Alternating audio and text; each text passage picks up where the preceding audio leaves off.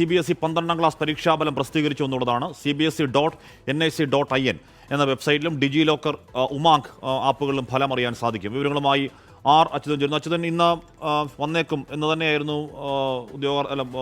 കുട്ടികളിലൊക്കെ വലിയ പ്രതീക്ഷ. എപ്പോഴാണ് റിസൾട്ട് പ്രസിദ്ധീകരിച്ചത്? എന്താണ് വിവരങ്ങൾ അച്യുതൻ?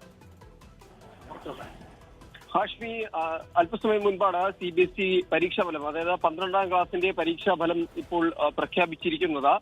നമുക്ക് മനസ്സിലാക്കാൻ കഴിയുന്നത് 88.39% വിദ്യാർത്ഥികൾ ഈ പരീക്ഷയിൽ 12ാം ക്ലാസ് പരീക്ഷയിൽ പാസ്സായി എന്നതാണ്. ഇന്ന് റിസൾട്ട് വരും എന്നുള്ള ചില സൂചനകൾ ഉണ്ടായിരുന്നു. ഉച്ചയോടുകൂടി തന്നെയാണ് ഇപ്പോൾ റിസൾട്ട് വന്നിരിക്കുന്നത്. നേരത്തെ ഇതുമായി ബന്ധപ്പെട്ട് ചില അനിശ്ചിതത്വങ്ങൾ നിലനിന്നിരുന്നു.